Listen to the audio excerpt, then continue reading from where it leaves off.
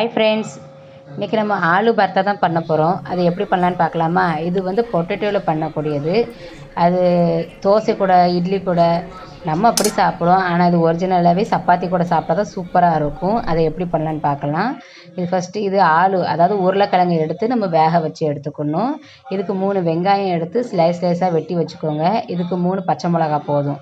இந்த இந்த 2 பொருளை வச்சு தான் நம்ம பண்ண போகிறோம். வேறு தக்காளியோ எதுவுமே நம்ம போட போகிறது கிடையாது. இதுக்கு ஸ்லைஸாக வெட்டி வச்ச வெங்காயத்தை எடுத்து நல்லா வெட்டி வச்சுக்கோங்க.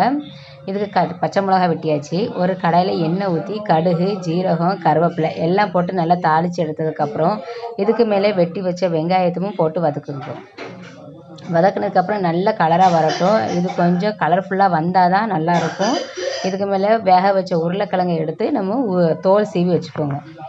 நல்லா தோல் சீவினதுக்கப்புறம் இது நல்லா பொன்னிறமாக கலராக வந்ததும் இதை உதுத்து போட்டுக்கோங்க. இந்த உருளைக்கிழங்கை உதுத்து போட்டதுக்கப்புறம் எல்லாம் வந்தது. பச்சை மிளகா வெட்டி வச்சுருக்கீங்களா, அதையும் இதில் ஆட் பண்ணிக்கோங்க. ஆட் பண்ணதுக்கப்புறம் ஒரு 1/2 ஸ்பூன் மஞ்சள், 1/2 ஸ்பூன் பெருங்காயத்தூள், 1 ஸ்பூன் மிளகாத்தூள் எல்லாம் சேர்த்து நல்லா கிளறி விட்டுக்கோங்க. கிளறி விட்டதுக்கப்புறம் எவ்வளோ உங்களுக்கு தேவையோ அவ்வளோ உப்பு போட்டுக்கோங்க. ஆல்ரெடி நம்ம வேக வைக்கும்போது நம்ம உப்பு போட்டாச்சு. இதுக்கு 1/2 ஸ்பூன் தான் உப்பு தேவைப்பட்டுச்சு. நான் அதையும் இதில் ஆட் பண்ணிக்கிட்டேன்.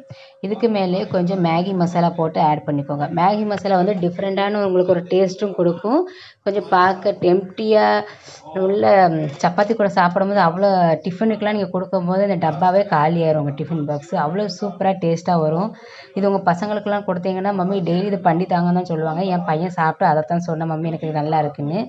இது சிம்பிளான ரீகப்பு தான். இது நீங்களும் ஈஸியாக பண்ணிக்கலாம். இதுக்கு மேலே கொஞ்சம் கொத்தமல்லி தூவி இறக்குனீங்கன்னா சூப்பரான ஆலு பர்த்தா ரெடி. இது கூட நான் கொஞ்சம் கிச்சடி டாலில் தான் இந்த கிச்சடி பண்ணேன். இந்த அடுத்த வீடியோவில் உங்களுக்கு இந்த டால்குள்ள ரெசிபி போடுறேன். தேங்க்யூ.